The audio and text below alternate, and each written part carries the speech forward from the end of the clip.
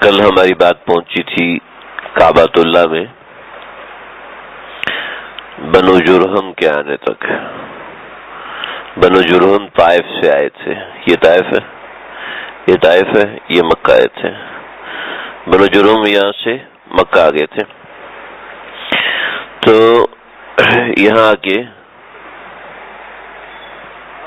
نہیں صحیح ہے, یہاں آ کے بنو جرہم آباد ہوئے اور بنو جرہم حضرت ابراہیم علیہ السلام پر بھی ایمان لے کر آئے تھے. لیکن جب انسان کے سامنے رہنمائی نہیں رہتی تو انسان اپنی مرضی کرنے لگتا ہے, انسان کو اپنی عقل بڑی لگنے لگتی ہے. چنانچہ بنی جرہم والے کعبۃ اللہ کے اوپر بہت غلط کام کرنے لگے. کعبۃ اللہ کے جو نذرانے آتے تھے وہ خود کھا جاتے تھے. کعبۃ اللہ میں نافرمانیاں کرتے تھے. کعبۃ اللہ کے اندر جھگڑے, یعنی مسجد کا ادب اور احترام کچھ بھی نہیں, سب ختم. قبیلہ بنی جرہم کے کئی سرداروں نے قبیلہ بنی جرہم کو سمجھایا, لیکن آہستہ آہستہ قبیلہ بنی جرہم والے بھی خراب ہوتے گئے. حضرت اسماعیل علیہ السلام 150 برس تک قبیلہ بنی جرہم میں رہے, اور جو کعبۃ اللہ ہے جہاں پر آج حتیم ہے, یہاں پر حتیم کے اندر حضرت اسماعیل علیہ السلام, حتیم تو آج حتیم ہے نا, لیکن حتیم جو ہے اس کو ہجر اسماعیل بھی کہتے ہیں, حجرہ اسماعیل, یعنی اسماعیل علیہ السلام کا گھر یہاں پہ تھا. جس جگہ پر آج مکمل حتیم ہے اس جگہ حضرت اسماعیل علیہ السلام رہا کرتے تھے. اور یہ جگہ ہے کہ جس جگہ پر 4,500 انبیاء دفن ہیں. آج بھی 4,500 انبیاء اس جگہ پر دفن ہیں. کعبۃ اللہ کی اگر تصویر کو آپ غور سے دیکھیں اور کوئی قریب کا امیج آپ کو ملے تو کعبۃ اللہ کے دروازے کے نیچے آپ کو کچھ نشانات لگے ہوئے ملیں گے. یہ دروازہ کعبۃ اللہ کا اونچا باب توبہ, ٹھیک ہے, اس کے نیچے آپ کو یہاں دائیں طرف کچھ نشانات ملیں گے. تو یہ اس کی بڑی زبردست تاریخ ہے, میں کبھی عرض کروں گا. ابھی چونکہ بات آئی تو سنا دوں کہ یہاں پر ایک کھڈا ہوا کرتا تھا 2-3 مسلوں کا, یعنی اس میں 4-5 نمازی کھڑے ہو کے نماز پڑھ سکتے تھے. اور یہ اتنا گہرا گڑا تھا جتنا سمجھ لیں یہ ممبر اونچا ہے تو اتنا گہرا تھا, اس سے لے کے اتنا گہرا تھا. تو حضور صلی اللہ علیہ وسلم نے فرمایا کہ کبھی کسی کو کوئی پریشانی ہو تو وہ یہاں آ کے بیٹھ جایا کرے, اس گڑھے میں آ کے بیٹھ جایا کرے, تو اس کی پریشانی بیٹھنے کے دوران خود ہی ختم ہو جائے گی. چنانچہ ہم عائشہ رضی اللہ عنہا کو جب پریشانی آتی وہ یہاں آ کے بیٹھ جاتی تھی, فرماتی کہ اٹھنے سے پہلے میری پریشانی خود بخود ختم ہو جاتی تھی. پھر یہ جب 1375 ہجری کے اندر دوبارہ کعبۃ اللہ کی تعمیرات ہوئیں تو یہ 1395 کے آج سے کچھ سال پہلے, تو یعنی کہ 1 صدی بھی نہیں ہوئی اس کو تعمیر کو, 1916 کے اندر. تو یہ جو تعمیرات ہوئیں ان تعمیرات کے اندر چونکہ کئی لوگ یہاں پر شہید ہو گئے تھے, ہجوم کی وجہ سے اس گڑھے میں گرے اور پھر لوگ اوپر سے گزر گئے جس کی وجہ سے شہید ہو گئے, تو بھی اس گڑھے کو بند کر دیا گیا, لیکن وہاں پر کچھ نشانات لگا دیے. تو یہ تو ایسے ہی بات ذکر کر دی. حتیم کا 3 فٹ حصہ جو ہے یہ کعبۃ اللہ کے اندر تھا. قریش مکہ نے تعمیر کے اندر اس حصے کو ہٹا دیا تھا تو اس کو حتیم بنا دیا, اور 3 فٹ سے آگے جو حصہ ہے 11 فٹ تک کا یہ حضرت اسماعیل علیہ السلام کا حجرہ ہوا کرتا تھا. اور اسی جگہ پر 4,000 انبیاء دفن ہیں مختلف ادوار میں, مختلف زمانوں میں. 150 سال تک حضرت اسماعیل زندہ رہے اور حضرت ابراہیم کا تو پہلے انتقال ہو چکا تھا. تو حضرت اسماعیل علیہ السلام کے بعد بنی جرہم بے انتہا بے راہ روی کا شکار ہوئے. حضرت اسماعیل علیہ السلام کے زمانے میں بھی ایسے ہوا کہ حضرت اسماعیل علیہ السلام نے ان کو روکنا چاہا تو حضرت اسماعیل علیہ السلام کو انہوں نے مکہ مکرمہ سے نکال دیا کہ آپ یہاں سے نکل جائیے. تو قبیلہ بنی جرہم کے جو سردار تھے, جو ذی عقل ذی شعور آدمی تھے, انہوں نے یہ کیا کہ کعبۃ اللہ کے خزانے میں اس وقت 2 سونے کی ہرنیاں تھیں, سونے کی 2 ہرنیاں, اور اس کے علاوہ تلواریں، زرہیں اور جواہرات، کچھ یہ چیزیں باقی تھیں، یہ ساری کی ساری زمزم کے کنویں میں ڈالی اور راتوں رات زمزم کا کنواں بند کیا۔ زمزم کا کنواں بند ہوا اور یہ راتوں رات نکل گئے۔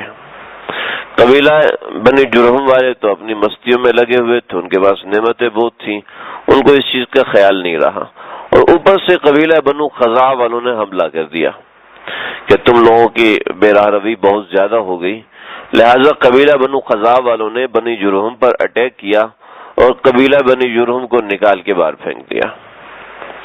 اب قبیلہ بنو خزاع والوں کو نہیں پتا کہ زمزم ہے تو کہاں ہے، کس جگہ پر ہے، چنانچہ زمزم بند ہو گیا۔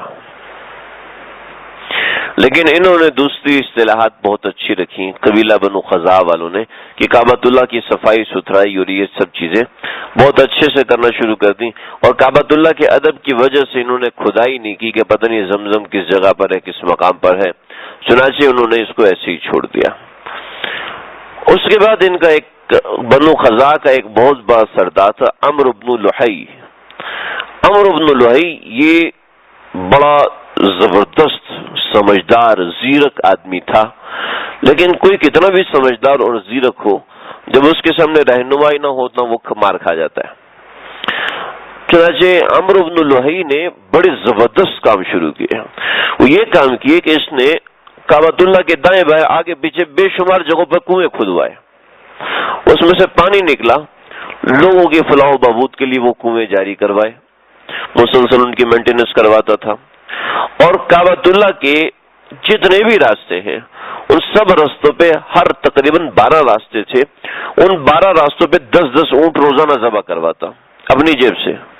یہ تو آج کل ہمارے ہاں چندہ ہوتا ہے نا، تو اس زمانے میں سردار اپنی جیب سے خرچہ کرتے تھے۔ چنانچہ روایتوں میں آتا ہے کہ ابو طالب نے حضرت حمزہ سے قرضہ لیا، حضرت عباس سے قرضہ لیا، تو حضرت عباس نے کہا کہ دیکھو اگلے سال قرضہ واپس نہ کیا تو ایک خدمت میں لے لوں گا۔ آج کل تو حیرت کی بات ہے نا، اگر اگلے سال قرضہ واپس نہ کیا تو ایک خدمت میں لے لوں گا۔ تو ابو طالب کہنے لگے کہ نہیں، اگلے سال تک میں پیسے واپس کر دوں گا۔ اگلے سال آیا تو ابو طالب کہنے لگے جی مجھے 1 سال کے لیے اور قرضہ دے دو اور مہلت بھی دے دو۔ انہوں نے کہا ٹھیک ہے، دوسرے سال بھی قرضہ دیا، مہلت دی، تیسرے سال بھی قرضہ دیا، مہلت دی، چوتھے سال میں قرضے کے عوض میں حاجیوں کو پانی پلانے کی خدمت حضرت عباس نے لے لی۔ اجعلتم سقایۃ الحاج وعمارۃ المسجد الحرام لإیلاف قریش ایلافهم رحلة الشتاء والصیف فلیعبدوا رب هذا البیت الذی اطعمهم من جوع وآمنهم من خوف۔ یہ لوگ کیا کرتے تھے، اپنے اپنے اونٹ لے جا کے راستوں پہ ذبح کر دیتے تھے، اپنے اونٹ بھائی راستوں پہ لے جا کے ذبح کر دیتے، جو حاجی آتے ان کو پکا پکا کے کھلاتے تھے۔ تو عمرو بن لحی نے یہ کام کرنا شروع کیا۔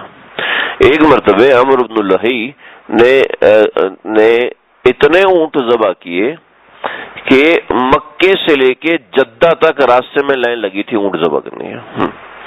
جو آتے تھے اونٹ کھاتے تھے، جو آتے تھے اونٹ جناب صرف گوشت مشوی بنا کر۔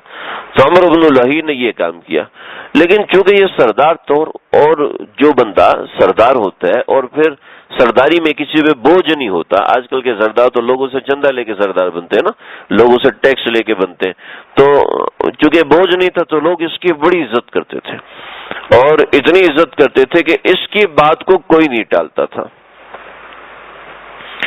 چنانچہ عمرو بن لحی یہ البنا ایک جگہ ہے وہاں پر گیا، وہاں دیکھا کہ اس نے کئی لوگ وہ ہیں وہ بتوں کو پوج رہے ہیں، اس نے کہا یہ تو بہت زبردست طریقہ کار ہے۔ چنانچہ یہ طائف پہنچا، یہاں طائف پہنچا اور طائف سے ایک بت اس نے خریدا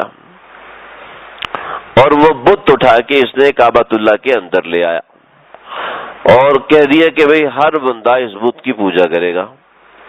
پھر روایتوں میں آتا ہے کہ ایک جن کا بچہ اس کا دوست تھا، جن کا جو بچہ تھا اس کا دوست تھا، اس نے اس جن سے کہا کہ بھئی میں چاہتا ہوں کہ عراق والوں کے جو بت ہوا کرتے تھے جس کی پوجا حضرت نوح علیہ السلام کی قوم کیا کرتی تھی، وہ بت مجھے لا کے دو۔ چنانچہ وہ 5 بت تھے، قرآن نے اس کا ذکر بھی فرمایا، ود، سواغ، یعوق، یغوث اور نصر۔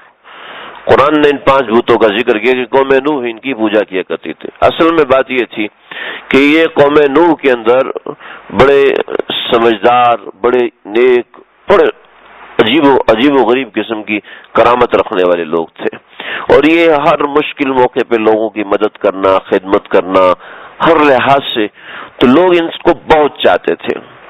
لیکن جب ان کا باری باری انتقال ہوا تو لوگ بڑے دکھی ہوئے۔ جب دکھ کا موقع آتا تو کہتے ہیں اب وہ تو ہے نہیں، ہمارا کون خیال کرے گا، اب وہ تو ہمارا خیال کرنے والا ہے نہیں۔ چنانچہ شیطان یہاں پر آیا اور ان سے کہا کہ دیکھو میں تمہیں ان سب کی شبیہ بنا کے دیتا ہوں، تم لوگ اس کو دیکھ لیا کرو تو تم اپنی اولاد کو بتا سکو کہ دیکھو یہ آدمی تھا، اس نے اس موقع پہ یہ کہا تھا، یہ آدمی تھا، اس نے اس موقع پہ یہ باتیں کہی تھیں۔ تو لوگوں نے کہا یہ تو بہت اچھی بات ہوگی۔ چنانچہ اس نے ان سب کی شبیہ بنا دی، یعنی بت بنا کے، ان 5 کے بت بنا کے ان کو دے دیے۔ چنانچہ لوگ ان کو کہتے دیکھو یہ ہے یہ جیسے آج ہم دکھاتے یہ دیکھو یہ قائد اعظم ہے، اس نے پاکستان بنایا تھا، اس نے یہ کیا تھا، وہ کیا تھا۔ چنانچہ وہ کہتے تھے یہ دیکھو یغوث، یعوق اور نصر اور ود اور سواغ، یہ 5 بت ہیں، ان سے عبرت حاصل کرتے کہ دیکھو انہوں نے اس موقع پہ یہ فرمایا تھا۔ بچے کہتے جی ہم نے اس کی طرح بننا ہے وغیرہ وغیرہ۔ اور پھر کیا ہوا کہ ایک نسل گزر گئی، دوسری نسل گزر گئی، تیسری نسل نے انہی کو خدا بنا لیا۔ چنانچہ حضرت نوح علیہ السلام نے ان کو سمجھایا، ایک نسل گزر گئی، 6 نسلیں گزرنے کے بعد اللہ نے عذاب نازل کیا۔ تو یہ جو 6 بت تھے یہ سلامت تھے، اور یہ 6 کے 6 بت کعبۃ اللہ میں لا کے رکھ دیے گئے۔ اور پھر اسی زمانے میں ایک مرد اور ایک عورت، ان دونوں نے کعبۃ اللہ کے اندر بدکاری کی۔ اس بدکاری کے انجام میں اللہ نے ان کو وہیں پتھر کا بنا دیا۔ تو وہ جو پتھر کا جب بنایا تھا تو ان کو عبرت کے طور پہ ایک کو صفا پہ رکھ دیا اور ایک کو مروہ پہ رکھ دیا۔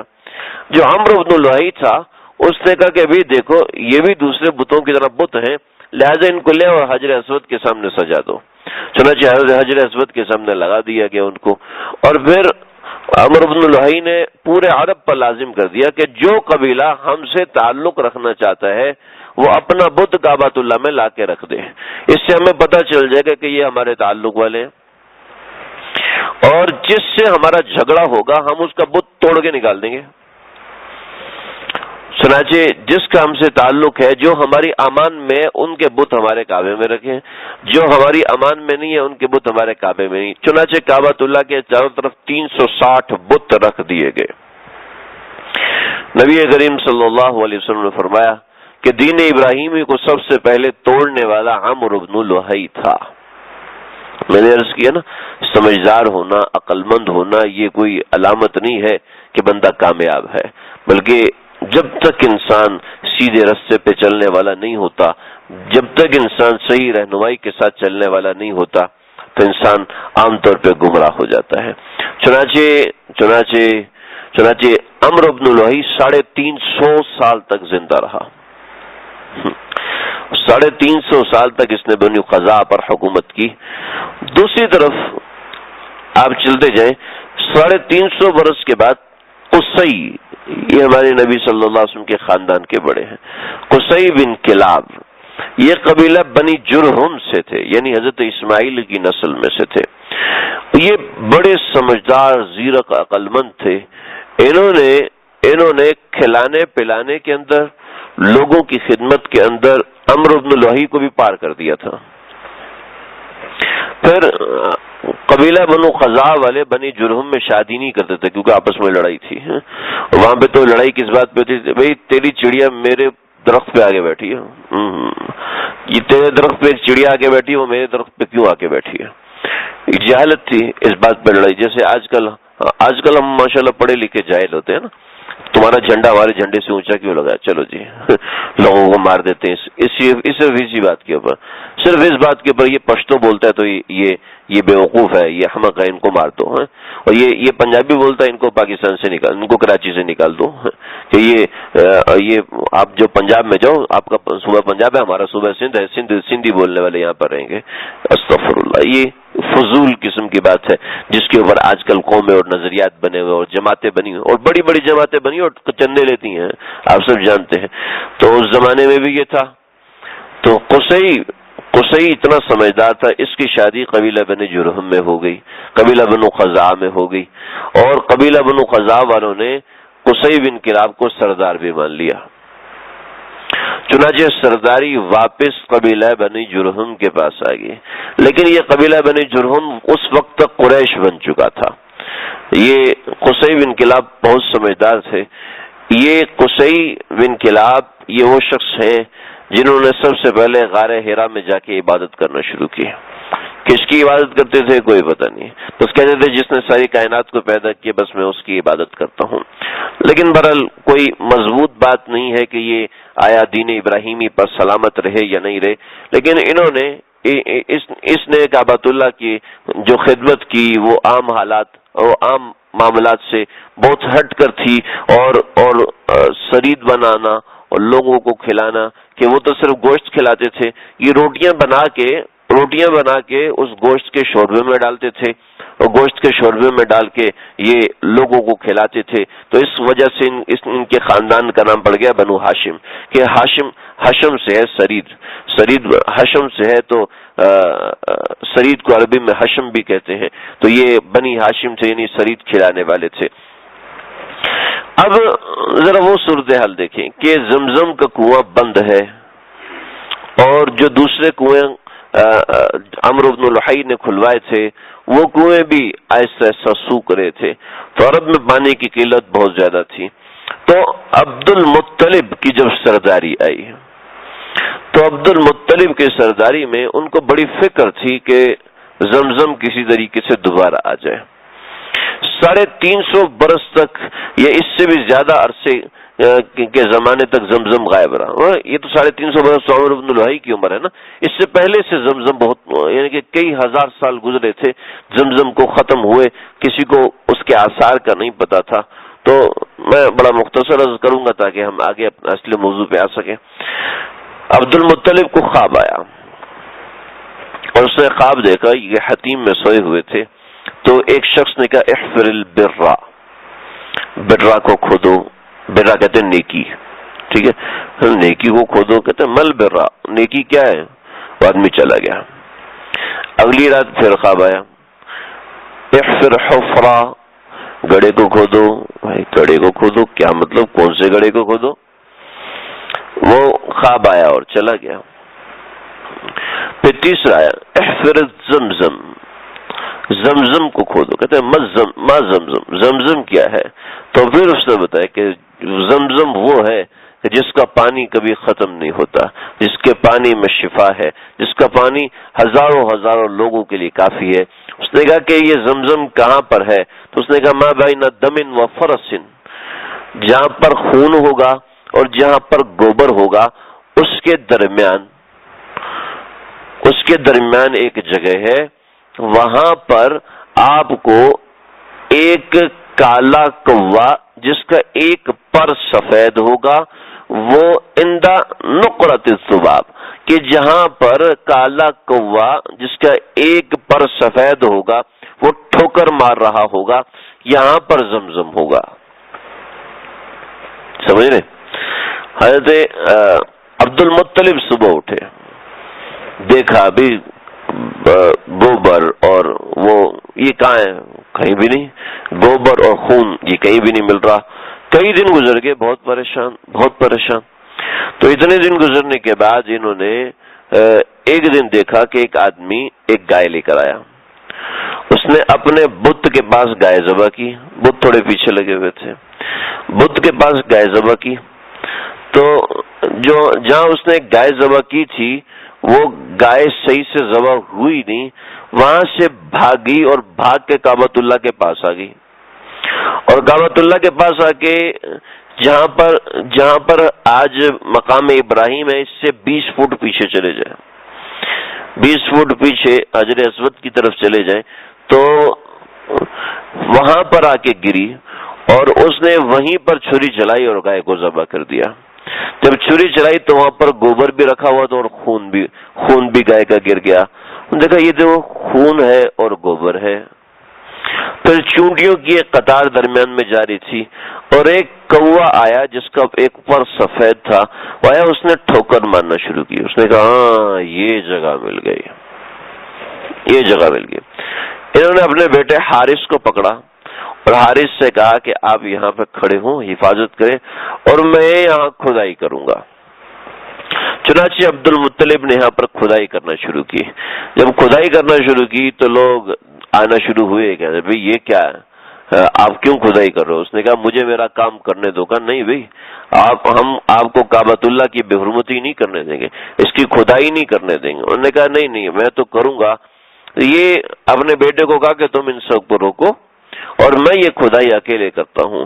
چنانچہ لوگ رکنے کا نام نہیں لے رہے تو عبد المطلب نے کہا اے اللہ کاش کہ میرے 10 بیٹے ہوتے, ان میں سے ایک بیٹے کو میں آپ کے نام پہ قربان کر دیتا تاکہ ان میں سے کوئی بھی میرے راستے میں رکاوٹ نہ بنتا.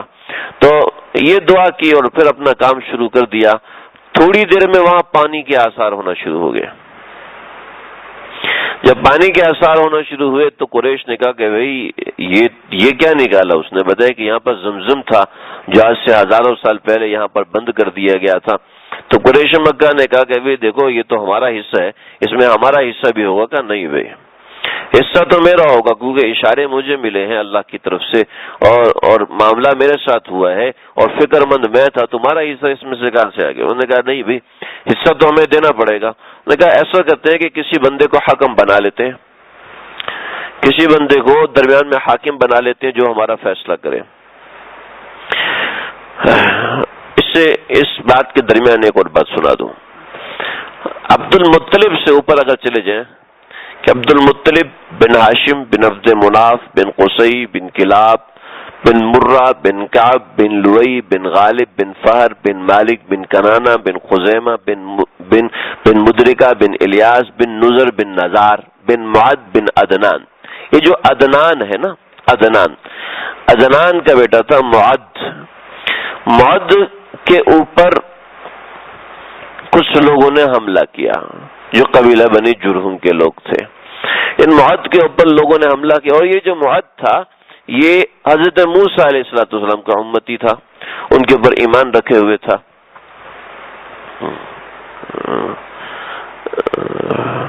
نہیں میں غلط بتا گیا.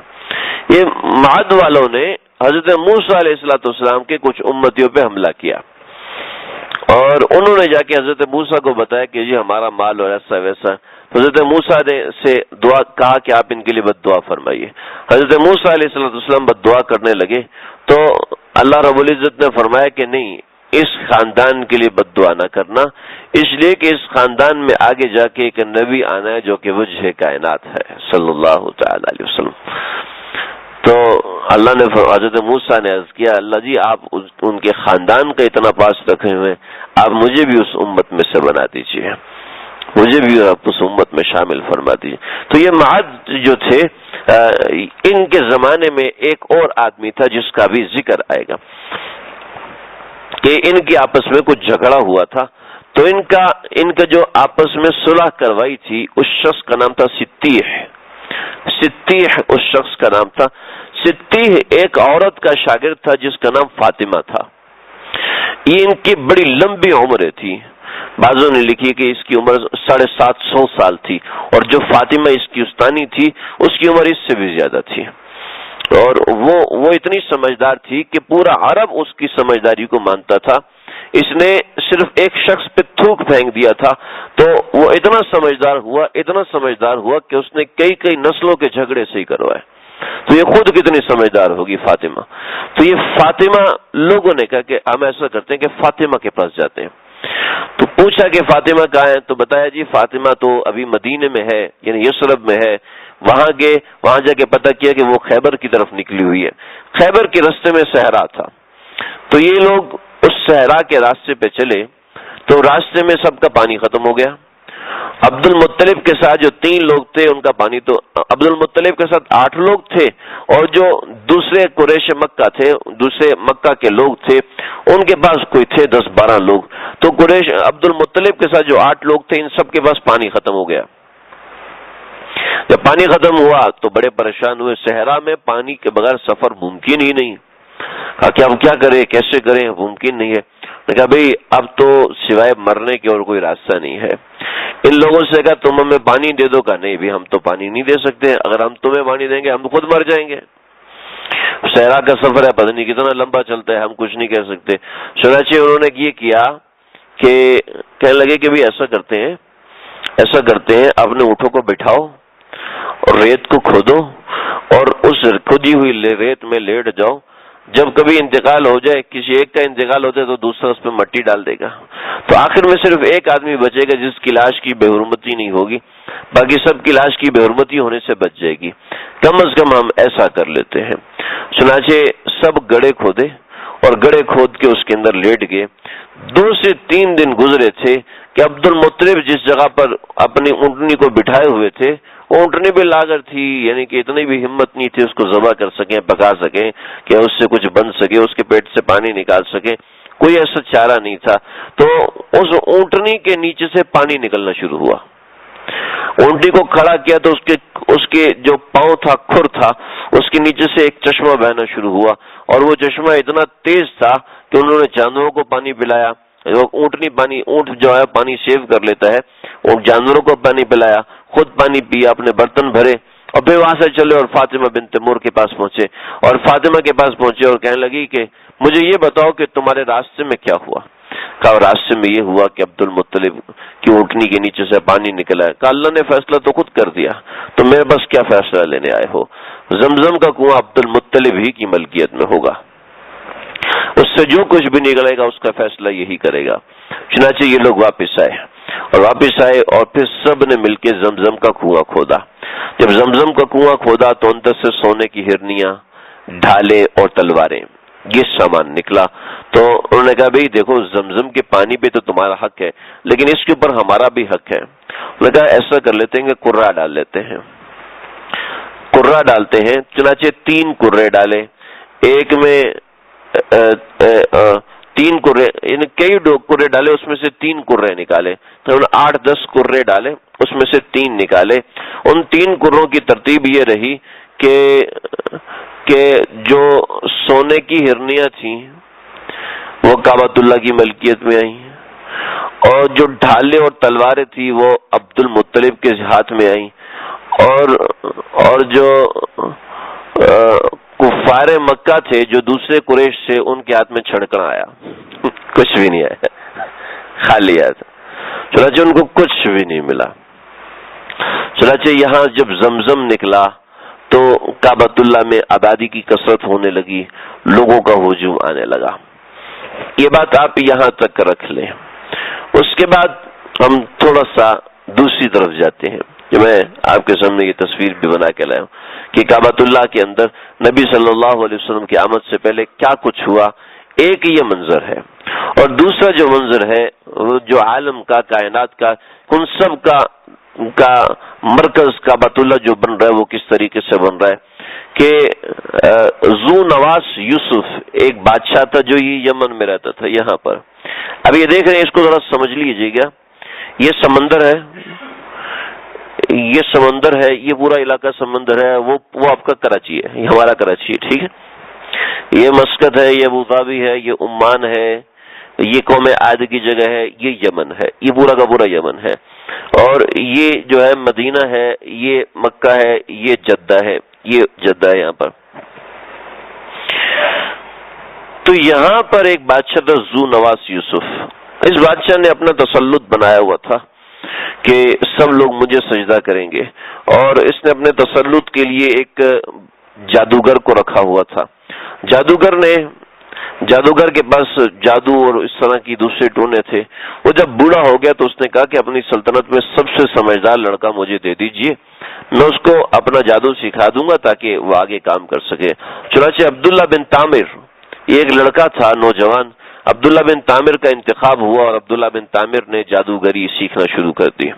لیکن عبداللہ بن تامر جادوگری سیکھنے آتا، راستے میں اس نے ایک راہب کی آواز سنی، اور راہب جو ہے وہ حضرت عیسیٰ علیہ السلام کی کتاب جو ہے وہ انجیل، زبور پڑھ رہا تھا، انجیل پڑھ رہا تھا، تو اس کو یہ کلام بڑا اچھا لگا، لیکن وہ تشویش کا شکار ہو گیا کہ وہ بھی انہونی باتیں کرتے ہیں جادوگر، اور یہ بھی ایک انہونی قسم کی بات ہے، تو اس میں دونوں چیزیں کون سی برحق ہیں؟ تو ایک مرتبہ گھر سے راستے میں جا رہا تھا تو پورے راستے کو ایک جانور نے بند کیا تھا، بعضی روایتوں میں اژدہا، بعضی روایتوں میں بہت بڑا شیر تھا، بعضی روایتوں میں ایسا بڑا اژدہا تھا جو کہ گھروں جتنا بڑا تھا، اور وہ لوگوں کو کھینچ رہا تھا اپنی طرف اپنے سانس کے ذریعے سے، تو اتنا خطرناک تھا وہ اژدہا، تو لوگ بڑے پریشان تھے۔ تو اس نے کہا کہ اے اللہ، اگر تو وہ راہ برحق ہے تو اے اللہ میں یہ پتھر ماروں تو اس جانور کو مار دینا، اس کو یہاں سے ہٹا دینا، اور اگر وہ جادوگر برحق ہے تو اس پتھر سے وہ نہ مرے۔ چنانچہ اس نے پتھر مارا، وہ اس چھوٹے سے پتھر کے لگنے سے وہ اژدہا وہی مر گیا، تو اس کا جو ظن تھا وہ یقین میں تبدیل ہو گیا کہ نہیں، وہ راہ بالکل برحق ہے، وہ سچا ہے۔ چنانچہ اسی وقت اس نے اس راہب کا کلمہ پڑھا اور راہب کے پاس آ گیا اور کہنے لگا جی میں اب اس کے پاس نہیں جاؤں گا۔ قصہ مختصر، بادشاہ کو پتہ چل گیا۔ اب یہ سب جس کے لیے دعا کرتا وہ ٹھیک ہو جاتا، نابینا مادرزاد نابینا آتا اس کے لیے دعا کرتا وہ ٹھیک ہو جاتا۔ وہ کہتا جی کیسے ٹھیک ہوا؟ کہ میں نے ٹھیک نہیں کیا، میرے جادو نے ٹھیک نہیں کیا، بلکہ جس نے تمہیں پیدا کیا اس نے تمہیں ٹھیک کیا۔ بات بادشاہ تک پہنچی، ذو نواس یوسف تک پہنچی، اور ذو نواس یوسف نے اس کو کھڑا کیا، راہب کو بلایا، راہب کو آرے سے چیر کے 2 ٹکڑے کر دیا، پھر اس کا وزیر تھا جس کو آنکھیں نصیب ہوئی تھیں اس کو چیر کے 2 ٹکڑے کر دیا۔ اس کے بعد پھر لڑکے سے کہا کہ تم باز آ جاؤ ورنہ تمہیں ہلاک کروا دوں گا۔ اس کو پہاڑ پر اپنے فوجیوں کے ساتھ بھیجا، زلزلہ آیا، پہاڑ ہلا، باقی سارے فوجی نیچے گر کے مر گئے، یہ آرام سے گھر پہنچ گیا۔ پھر اس کو دریا میں بھیجا، دریا کے اندر جا کے باقی سب لوگ غرق ہو گئے، یہ آرام سے واپس اپنے گھر آ گیا۔ اور بادشاہ سے کہا کہ دیکھو اگر تم مجھے مارنا چاہتے ہو تو تم ایسا کرو کہ تم مجمع اکٹھا کرو، اور مجمع اکٹھا کر کے میرے ترکش میں سے ایک تیر نکالو، اور تیر نکال کے یہ کہو اونچی آواز میں بسم رب ھذا الغلام، اس غلام کے رب کے نام سے میں اس کو تیر مار رہا ہوں، وہ تیر جب تم مجھے مارو گے تو میں اس سے مروں گا ورنہ میں نہیں مر سکتا۔ چنانچہ اس نے مجمع اکٹھا کیا اور مجمع اکٹھا کر کے یہ بات کہی۔ جب لوگوں نے یہ سنا کہ یہ بادشاہ جو ہمیں سجدے کرواتا تھا یہ کہہ رہا ہے بسم رب ھذا الغلام، تو سب نے کہا آمنت برب ھذا الغلام، ہم اس غلام کے پروردگار پر ایمان لے کر آئے۔ تو ذو نواس کو بڑا غصہ آیا تو اس نے خندقیں کھدوائیں، اور خندقیں کھدوا کر اس میں آگ لگائی اور سب لوگوں کو اس میں جلا کے ختم کر دیا۔ اللہ نے قرآن میں سورۃ اتاری قتل اصحاب الاخدود النار ذات الوقود اذ هم علیہا قعود وهم علی ما یفعلون بالمؤمنین شہود۔ تو یہ سارا قصہ یہاں ہوا تھا۔ یہاں سے 2 بندے بچے، بعض روایتوں میں 1 آدمی بچا۔ یہ یہاں سے نکلا، چلتے چلتے چلتے چلتے یہ سمندر کو پار کیا اور روم کے بادشاہ کے پاس پہنچ گیا اور کہا کہ ذو نواس نے ہمارے ساتھ یہ ظلم کیا کہ ہم سب کو زندہ جلا کے مار دیا۔ تو جو روم تھا اس زمانے میں کمیونیکیشن سسٹم کو اتنا تیز نہیں تھا کہ کسی کو پتہ چلتا کسی علاقے میں ظلم ہوا ہے۔ چنانچہ ذو نواس یوسف نے ابرہہ اور اریقت ان دونوں سالاروں کو بھیجا کہ تم جاؤ اور جا کے اس پہ حملہ کرو۔ ابرہہ اور اریقت یہ اپنے ساتھ لاکھوں کے لشکر لے کر آئے، 4-4 لاکھ کے لشکر لے کر آئے، اور 4-4 لاکھ کے لشکر لے کے ذو نواس یوسف کو پٹک کے ختم کر دیا۔ چنانچہ اس جزیرہ عرب میں عیسائی آ گئے۔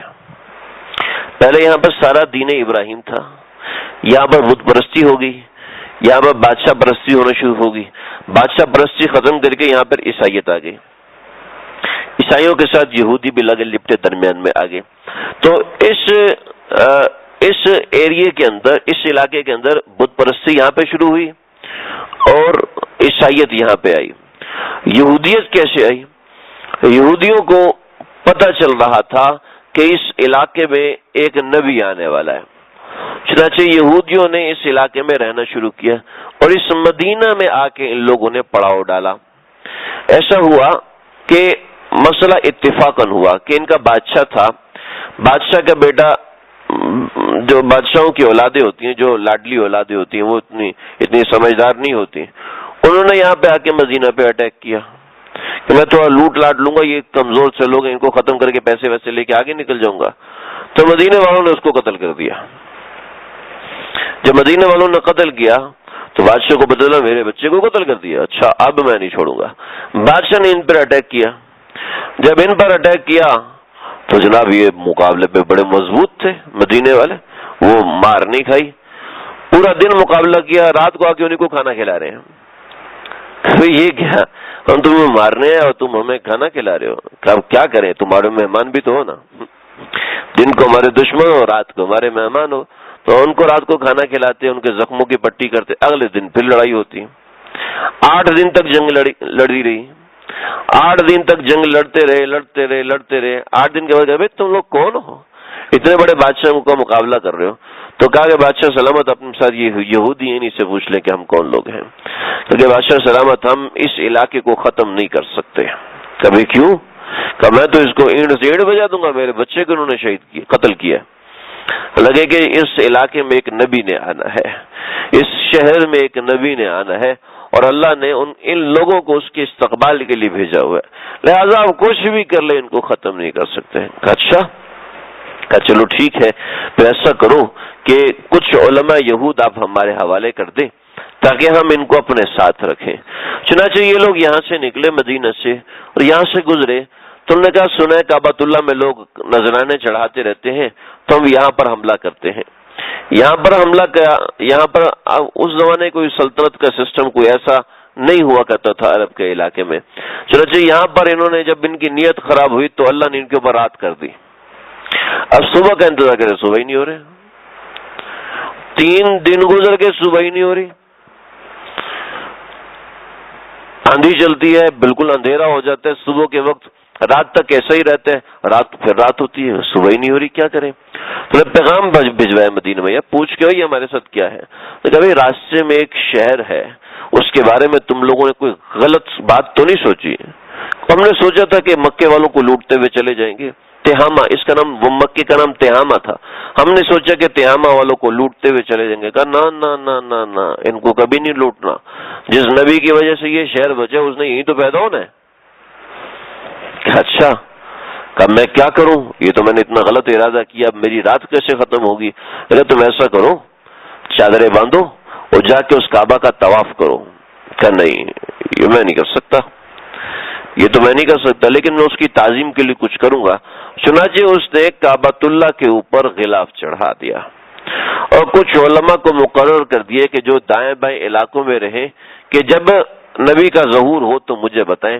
وہ علماء یہود تھے، تو یہود اس علاقے میں اس طریقے سے آئے، لیکن یہود اتنے منظم ہو کر نہیں آئے، بس یہ ضمنی طور پر رہے۔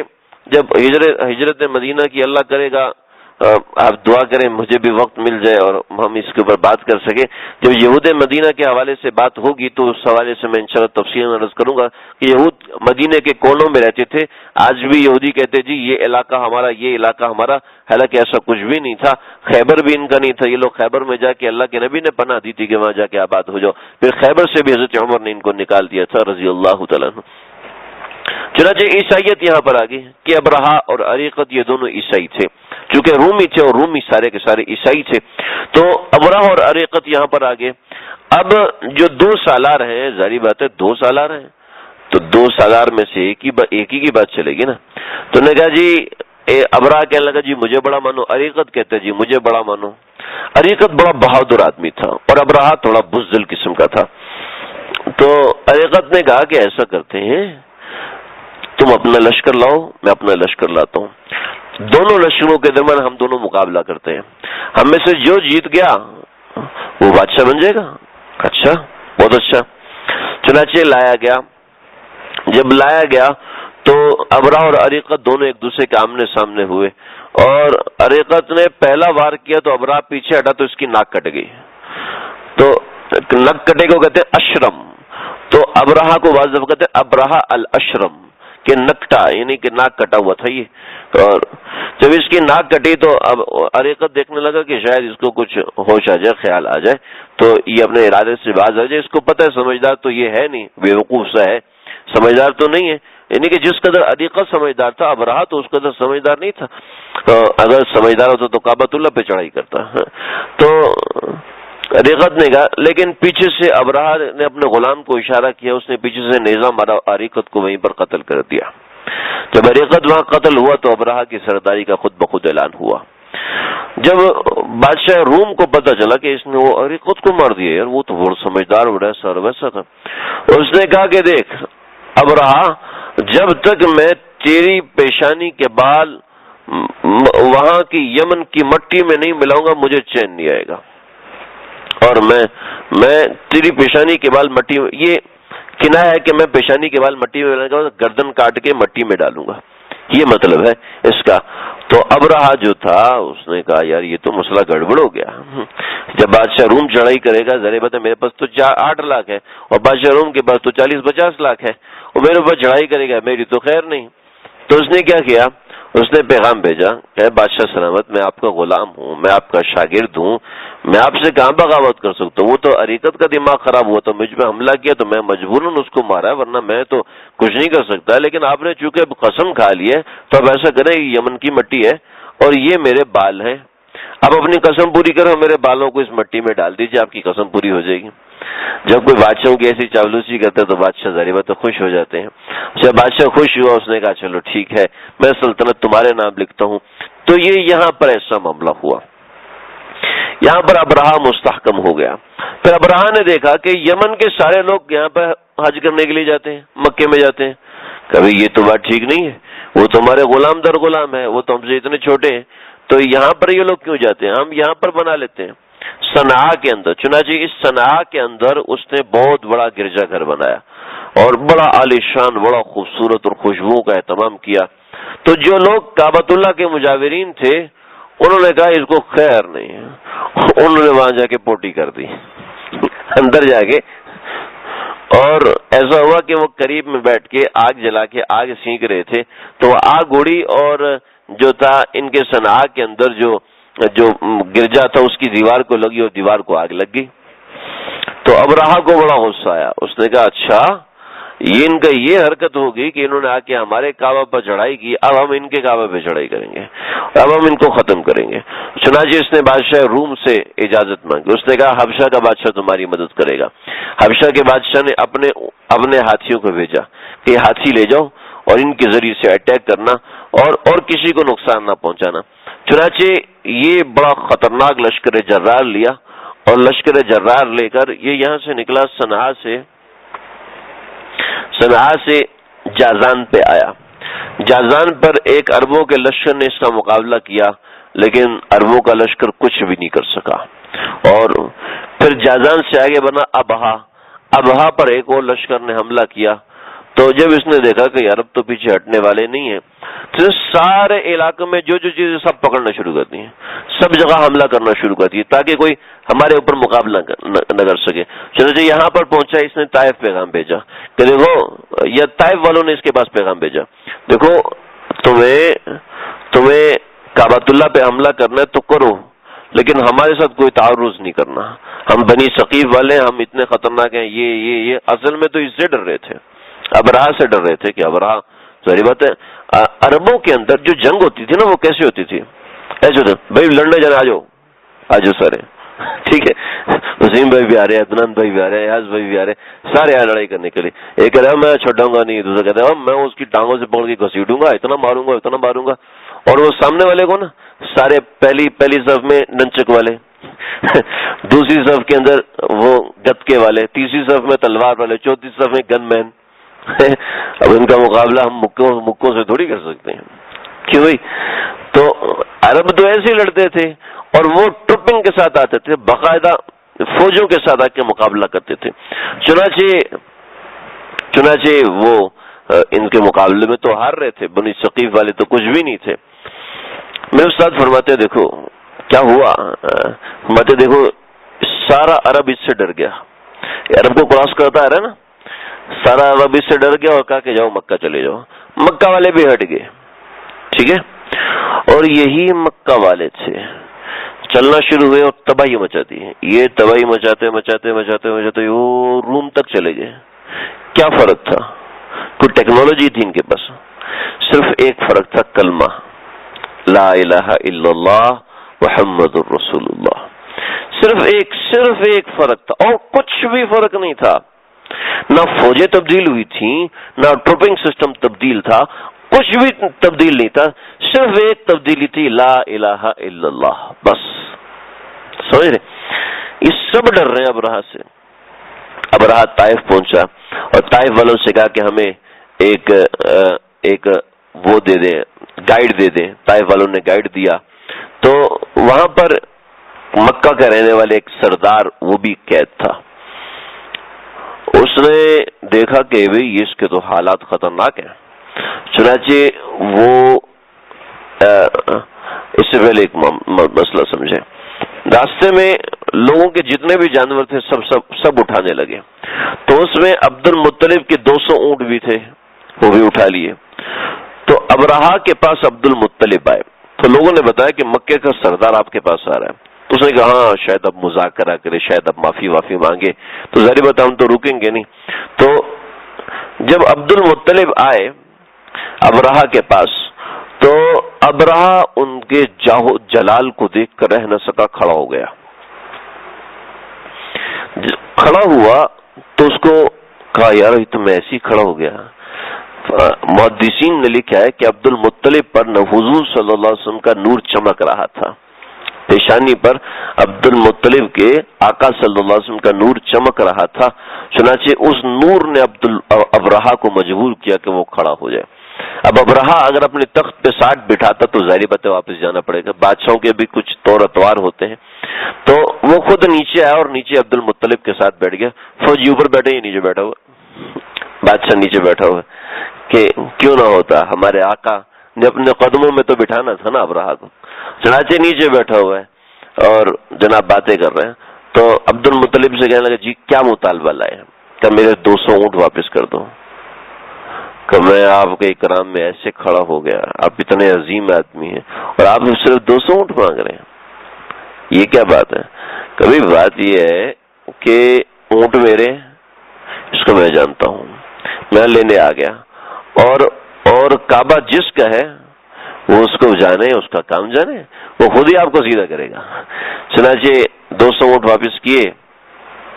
چنانچہ مسلمانوں کا جو قریش کا ایک سالار تھا، غالباً مالک بن سواق نام تھا، مجھے نام اس وقت ذہن میں نہیں، میں تو اپنے حافظے سے آپ کو چلا رہا ہوں، میں مطالعہ نہیں کر سکا بالکل. مالک بن سواق تھے، کہنے لگے کہ بھائی ہوڑ خیر نہیں ہے، اب یہ نہیں چھوڑے گا. چنانچہ وہ ہاتھی کے کان کے ساتھ چمٹ گیا. کہتے ہیں عمرک یا محمود، عمرک یا محمود، امامک بیت اللہ، تیرے آگے اللہ کا گھر ہے، رک جا رک جا. چنانچہ وہ ہاتھی وہیں بیٹھ گیا. یہ 2 منزلہ ہاتھی تھا، یہ میں کہتا ہوں 2 منزل، جو اس کی حیت لکھی ہے تو یہ 2 منزلہ، یعنی کہ عام ہاتھیوں سے ڈبل تھا قد میں. تو یہ بادشاہ حبشہ کے بادشاہ نے خاص طور پہ بھیجا تھا کہ اس نجاشی کے ساتھ اٹیک کرنا، کعبۃ اللہ کو نعوذ باللہ گرانے کے لیے. چنانچہ محمود وہیں پر رک گیا اور جو ہاتھی بان ہے اس نے بڑا چلانے کی کوشش کی، وہ نہیں چلا. لیکن اس کو جب یمن کی طرف رک کر کے موڑ کے کھڑا کیا تو فوراً کھڑا ہو گیا. گھما کر لائے اس طرف، پھر جا کے رک گیا. پھر ہاتھی کو شراب پلائی، اور شراب پلائی کہ شراب پی کے شاید اپنے ہوش و حواس میں نہ رہے. تو جناب وہ ہاتھی نے شراب پی، شراب پینے کے بعد بھی وہیں پہ بیٹھ گیا. اب یہی کیس ہو رہا تھا کہ اوپر سے ابابیل آئے. الم تر کیف فعل ربک باصحاب الفیل الم یجعل کیدہم فی تضلیل وارسل علیہم طیرا ابابیل ترمیہم بحجارۃ من سجیل فجعلہم کعصف مأکول. اور سارے لشکر کو تہس نہس کر دیا. اس برس میں ہمارے آقا صلی اللہ علیہ وسلم کی پیدائش ہوئی ہے. وآخر دعوانا ان الحمدللہ رب العالمین. ربنا تقبل منا انک انت السمیع العلیم. اللہ ہمارے آقا کی سیرت ہمارے دلوں میں اتار دے، جس کا استقبال اتنا شاندار ہو رہا ہے. میں یہ کم از کم 4-5 گھنٹے کی تقریر ہے جو میں نے آپ کو صرف ایک دن میں بڑی مختصر کر کے سنائی ہے.